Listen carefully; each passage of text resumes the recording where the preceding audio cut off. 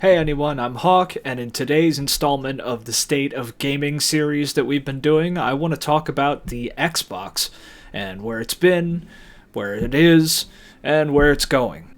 To understand the current state of the Xbox ecosystem, as they like to call it, we have to go all the way back to the beginning. The original Xbox was first announced at the Consumer Electronics Show in 2001 by Bill Gates himself, accompanied by Dwayne "The Rock" Johnson, before he was a big actor. He was still just a wrestler. I mean, he was very well known at the time, but he was just a wrestler at this point. I think he'd have been on one episode of Star Trek, but that's about all he had acting-wise. But it was revealed at this show, and it wasn't really a dedicated show for gaming or stuff like that. It was just more of a general technology show where they showcase stuff that's coming up, technologically speaking, in the next couple of years. But this is where the first conference was for the original Xbox. Here's a clip of that show now.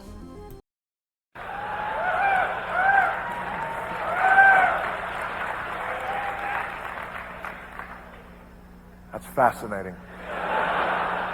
That's fascinating. Yeah, I might want to use that sometime, Bill. Well, thanks, Rock. And it really is an honor to have you here. Believe it or not, I'm a big fan of yours. For instance, I know that you're a 5-time WWF champion, not to mention one of the top entertainers in the world. Bill, I'm very flattered. I'm a big fan of yours as well. For instance, The Rock knows you're the chairman and chief software architect of the Microsoft Corporation, a leading worldwide provider of software for the personal computer. Thank you, Rock. I'm very flattered myself. By creating Windows in 1983, a multitasking graphical user interface environment that runs on MS-DOS-based computers along with Windows NT and Windows 2000, completely self-contained operating systems that feature networking, symmetric multi-processing, multi-threading, and security. Bill, you've certainly revolutionized the technology we know today. Wow. Rock, that is impressive. Now, if you look closely at the Xbox that they're showing in the clip that I just played, you'll see that the controller there is a little bit different from the controller that came out with the Xbox later. And that's because they made this big, beefy, unwieldy thing, and apparently one of the designers talked to a pretty prevalent Japanese person in the gaming industry, and he said it was way too big and like a fat beast, and they needed to slim it down, and Microsoft was really interested in winning over the Japanese market at this time. So they went back to the board and slimmed down the design for the controller for the actual release product. The biggest selling point at this time for the original Xbox was that it was supposed to be easier to develop games for than any other console on the market at the time. And they also had big plans to integrate live services down the road. Microsoft was also gobbling up gaming development studios left and right, kind of like they still are today, just not as aggressively. But one of the studios that they bought up in early 2000 was one you may have heard of, Bungie. Hype was successfully built up for these new cool games that were coming out on a new, sleek, and powerful console, and by November 15th of 2001, the system was officially launched. And the first game that was launched on the same day as the console was Halo Combat Evolved. I want everyone at this station. Men, keep your eyes downrange, fingers on your triggers, and we all go home in one piece. Am I right, Marine? Sir, yes, sir! Lock and load your weapons. Let's be ready to move. Good luck, miss. Now would be a very good time to leave. For this gang, we're going for real safe distance. What is that thing, Lieutenant? Hell if I know. We're landing on it. Damn! Air brake failure. Primary impact! Chief? Chief, can you hear me? Affirmative. Echo 419 inbound. The Covenant presence here is stronger than I anticipated. They seem to have the entire region secured. The ring has some kind of deep religious significance. They call it Halo. They believe that Halo is some kind of weapon, one with vast, unimaginable power. If Halo is a weapon, and the Covenant gain control of it, they'll use it against us and wipe out the entire human race. That's not going to happen. Give him hell, Marine. Everybody knows today that Halo is intrinsically linked with Xbox. They're synonymous. But without the launch of Halo Combat Evolved on the original Xbox, Xbox would not be what it is today. Halo made that wing of the Microsoft Corporation. I even feel comfortable saying that without Halo 1, Xbox probably wouldn't exist at this point. It would have been a failed project. And the reason it would have been a failed project is because Microsoft lost billions of dollars on the Xbox, the original Xbox, by the time everything was said and done. It cost about $425 to produce each unit, but they only sold for about $300 retail price. So every time Microsoft sold an Xbox, they were losing money. And the reason they kept up with it is because Xbox was establishing its name, and Halo was really pushing that name. Everybody had an Xbox, everybody played Halo. And by 2002, Xbox Live was released. This was the first time that it was easy to go online and play games with other people, and they had an infrastructure where you could add friends, and you could do chat, and all this cool stuff. This was kind of revolutionary for the time. You could go online with PlayStation, Sony, I think you could go online with some Nintendo products at the time, but it wasn't quite like this. By 2004, Xbox Live had over 1 million users, which by today's numbers doesn't sound like a lot, but at the time when gaming was not in its infancy, but still something that a lot of people turned their nose up at, this number was huge. You were still a nerd and a geek when you played games at this point, and at that time those words still meant something bad, unlike today. So 1 million active users in 2004 for Xbox Live is crazy. After a few years and about $4 billion, Xbox had established itself as the coolest thing around in terms of gaming. It was easily accessible in terms of purchasing. It wasn't like a PC. You didn't have to put stuff together or modify it or mess with anything or have to worry about stuff going wrong. And it had awesome games that played better and looked better than almost anything else from its competitors. The Xbox name became pretty common through every household, and it just snowballed. It kept growing and growing and growing, until we finally get to the point where the next best thing was announced. In March of 2005, fans of Xbox and people who were just curious about what was going on in gaming in general got to see the actual next step in gaming. The first next generation, the holy grail, and to this day my all-time absolute favorite console, the Xbox 360. To say the Xbox 360 reveal event in 2005 was insane is an understatement. If you ever want to see a perfect time capsule of the early 2000s, I definitely recommend watching this event. It included people like Elijah Wood, who was famous from Lord of the Rings at this point. It had the crew from Pimp My Ride, who pimped out an original Xbox. It had some design people from the Microsoft side going over early concepts of the 360. There was even a whole concert from the Killers, who were at the peak of their fame at this point. It was a crazy show. I definitely recommend watching it. The Xbox 360's reveal event was the dawn of a new era. The 360 would become the best-selling Xbox console to date, outselling the original Xbox, the next couple of Xboxes, and all of its sub-variants that we see today. And it definitely earned that place. The 360 was nothing short of incredible.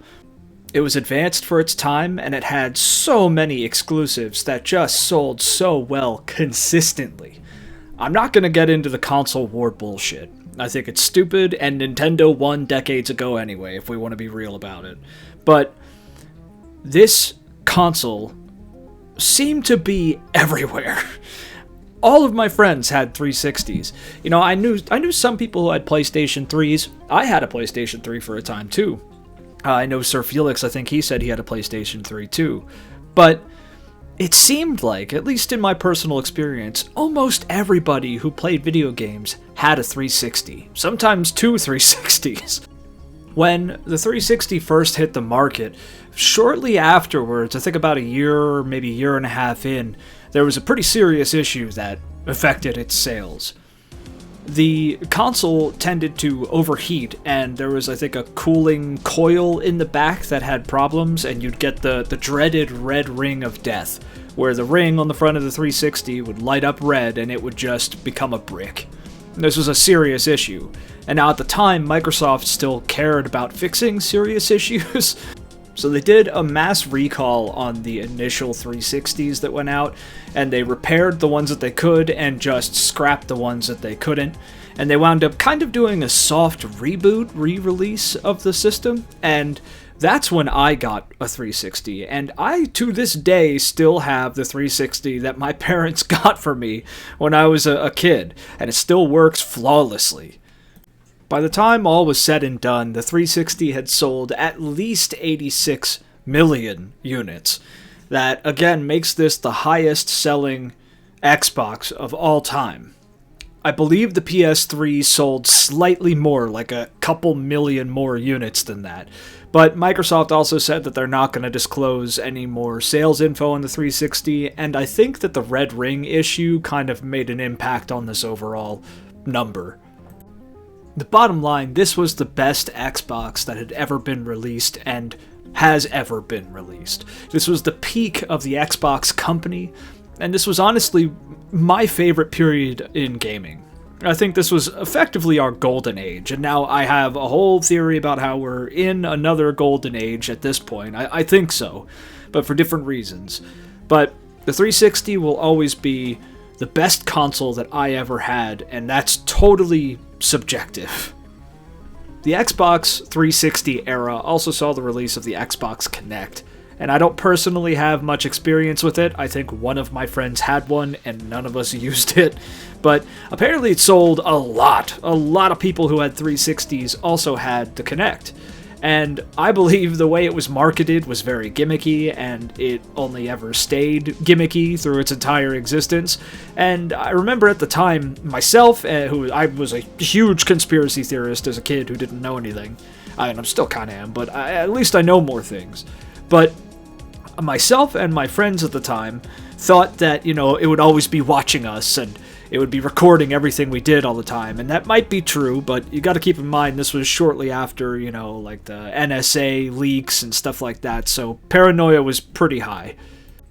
Basically, I can't talk about the 360 era without mentioning the Kinect. It sold very well, but I personally think it's kinda stupid, just like I did back then.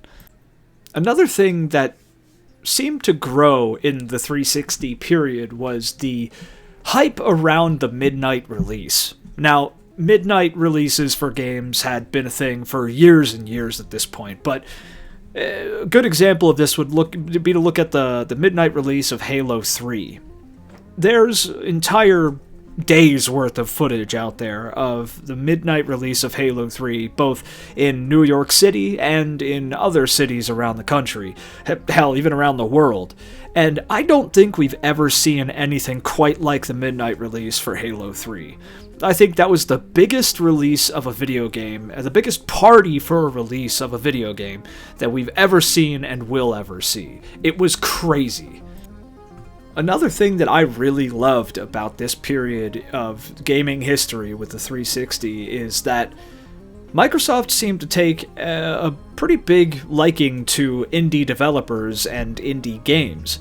They introduced the Xbox Live Arcade on the 360, and this was the time where Microsoft would find very, very small development studios and just chuck money at them, or at the very least, give them a platform to sell their games that wasn't on PC. Now, Steam existed at this point, but it was still kinda new, so it wasn't really big on indie games. So Microsoft kind of picked up the flag for indie developers, and a lot of studios that I love today, that are AAA game studios, got their start on the Xbox Live Arcade with Microsoft's backing, and I thought that was awesome, and I still think that's awesome. It just sucks looking back on that time through today's lens, because Microsoft has really, really fallen. I could gush on and on about the 360 and the whole 360 era. To me, it really is a time frame. And I feel like it is to a lot of other people, too. It was incredible, and there were so many great memories made with tons of friends and stupid stuff that we did online and dumber things that we said online. It was a pretty toxic environment, but it was a lot of fun, and I think that whole period really made an impact on a lot of gamers, a lot of kids. The biggest selling and best performing games from this time period kind of raised the bar in general for gaming as a whole. We did also see the introduction of some really terrible shit, or stuff that would lead to terrible shit, like Oblivion's Horse Armor DLC. But it was a very impactful time in a lot of ways, and we're still feeling the ripples and effects of this time period today. And then came the Dark Ages, the beginning of the end, the Xbox One. I remember watching the conference with the announcement or reveal of the Xbox One, and coming off the high of our 360 era, something new is coming out, Microsoft's working on a brand new console, what do they have? The hype was real. The hype was very real. I mean, look at the jump between the original Xbox and the Xbox 360. We all thought that it would be just as big of a jump, if not bigger, from the Xbox 360 to this new Xbox One, as they were calling it. But as I watched this conference and listened to whatever the hell the guy's name was talk about this new Xbox, I realized that they were talking really only about television and about other media, kind of forgetting about the games. The whole reason we're here for this Xbox, the whole reason people are looking forward to this announcement for whatever the hell it is. We wanted to see what games were coming and what this new console could do in terms of gaming. But through the whole conference, they only seemed to really talk about TV and home entertainment, and how the Xbox One would be the hub for all living room entertainment needs, and that's not what the people wanted. And they faced huge backlash for this. Huge. They had to step back 4 or 5 times to finally get the gaming side of the Xbox community, which is 99% of it, at least appeased enough to stop bitching at them about it, and understandably so.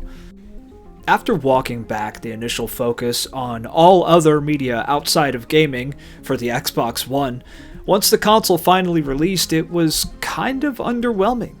The hype that was going to build up for it, that was dashed by this conference, was pretty low, at least in my own experience and from what I remember, and the console didn't really have any big selling points.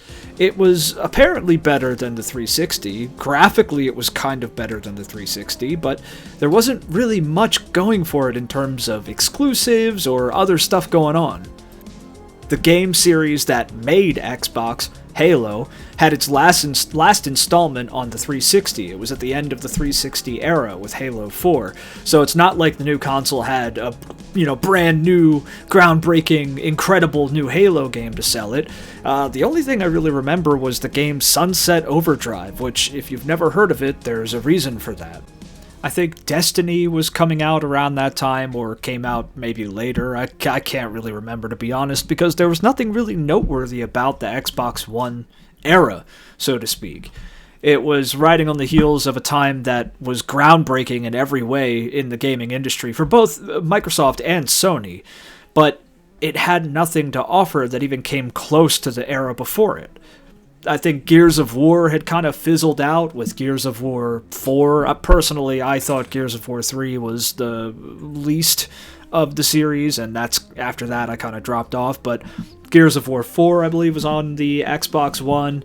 Destiny eventually came out on it. You had that Sunset Overdrive game, and some of the 360 games that you owned digitally were reverse compatible, or I shouldn't say reverse compatible. You could play some of the games that you owned on the 360 on the Xbox One. So in my personal case, my own experience, the Xbox One became the 360 2, or the 360 1.5. and it had some decent games on it. Like, I remember playing Elite Dangerous from the Xbox Live Arcade on the Xbox One when that first hit, and I loved it. I had some good times with the one, but it just wasn't the same. It just wasn't as good.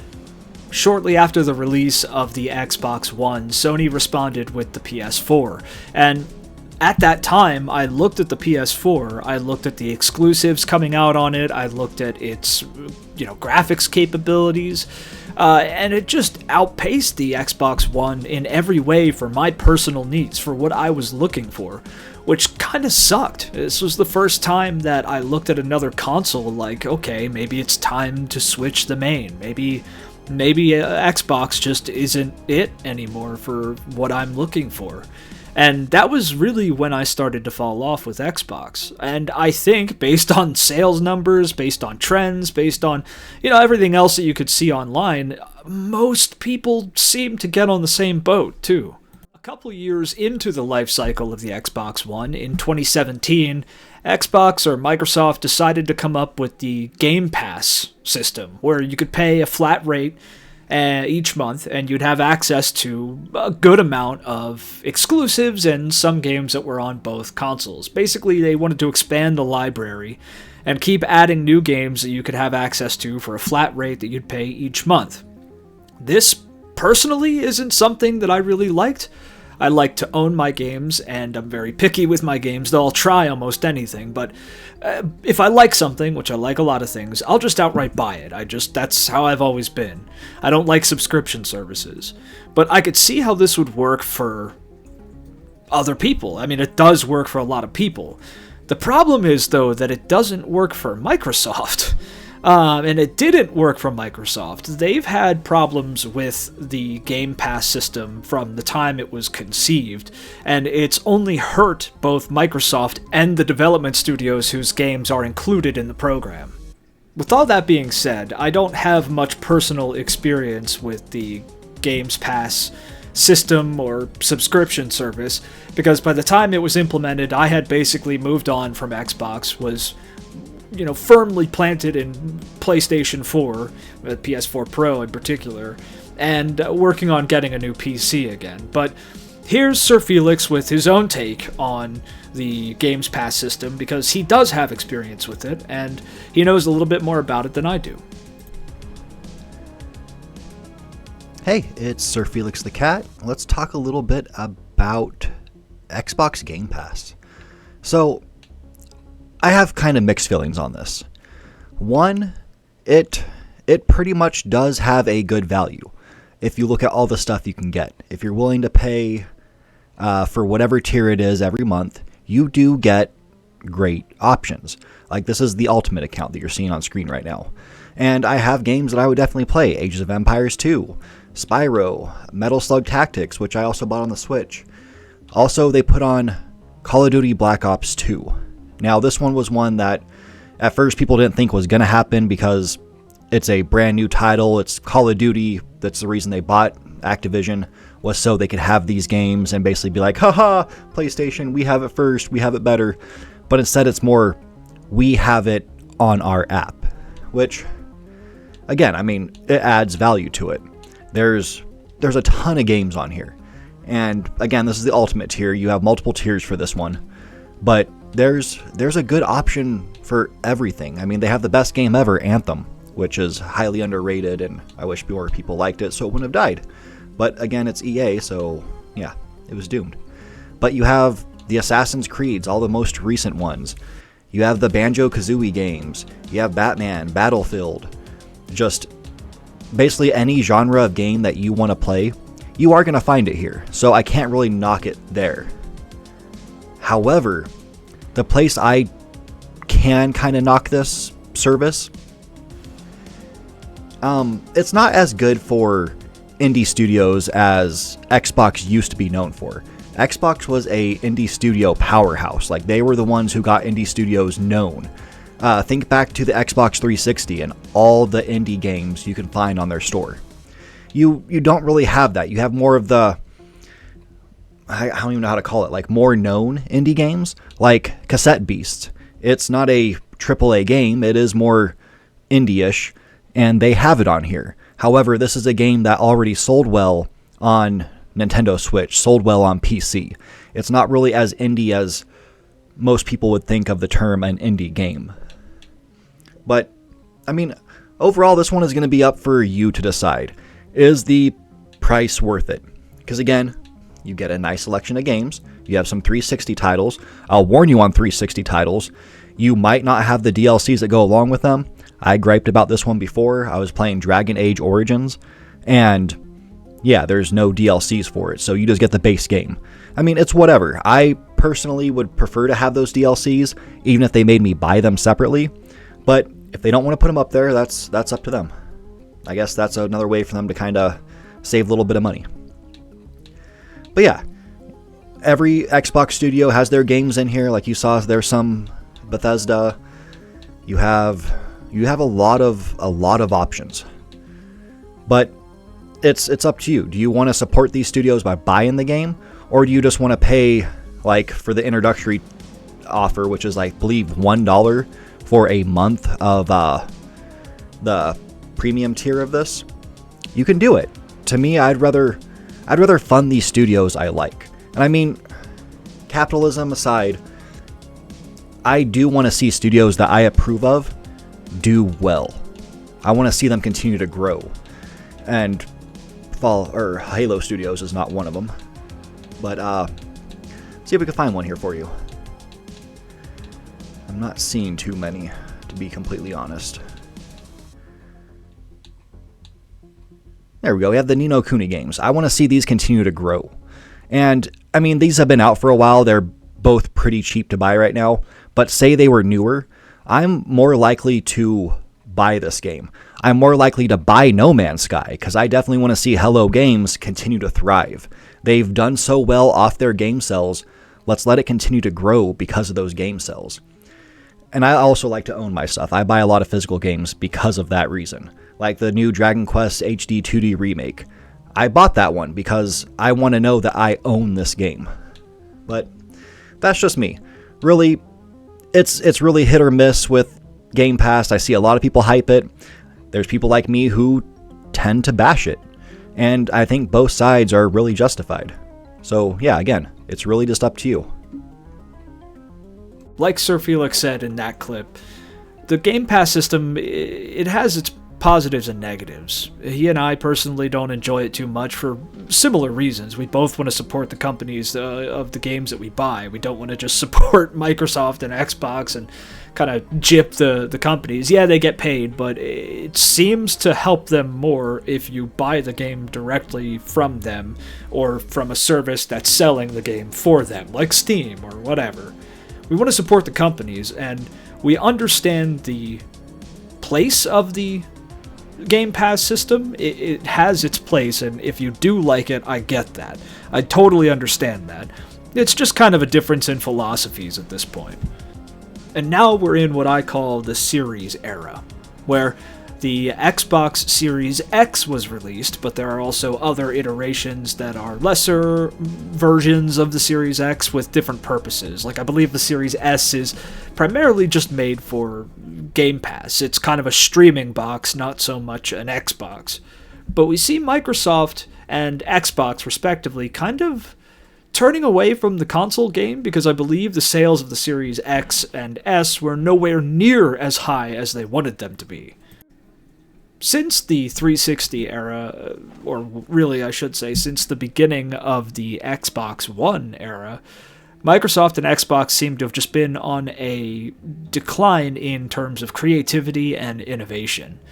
The Xbox 360 was the head of innovation for gaming for a long, long time, and the Xbox, the original Xbox, was also it shattered expectations, and it came up with a bunch of new ways of doing things and systems for doing things that we hadn't seen before. And then not to mention the games that came out on these were just incredible. And this isn't to say that the PlayStation has been bad by any means. I love PlayStation, I love every PlayStation, and I've enjoyed my time with all of them. I grew up playing the PS1 and PS2. I played PS2 more than I did the original Xbox, but these systems that Microsoft put out changed the game forever. And the games that came out on them changed the game forever. And they kind of seem to have lost their ability to keep doing that since the Xbox One. And now, I'm glad we kind of held off on making this video, because the most recent development with the status of Xbox at this point in the modern age of gaming was the whole "This is an Xbox" campaign. Xbox put out a campaign saying, this is an Xbox, this is an Xbox, saying that phones are Xboxes, PCs are Xboxes, anything that can stream can be an Xbox, because they seem to have gone 100% all in on Game Pass. And I hate this. I really hate this. Xbox has thrown away its exclusives. I think, what's-his-face, Phil Spencer said that there is, quote, no red line on their exclusives. Now, I personally don't think there should be any exclusives at all for anything, but if you want to sell a console, you've got to have a selling point outside of just, oh, it might have better graphics, or oh, you might be able to do this gimmicky thing. And we all know the Xbox Series X does not have better graphical capability than the PS5, but its selling points in this case would have to be exclusive games. And the last Halo game that came out is god-awful. Halo Infinite, I'm sorry, but if you like Halo Infinite, you need your brain checked, because that shit was terrible.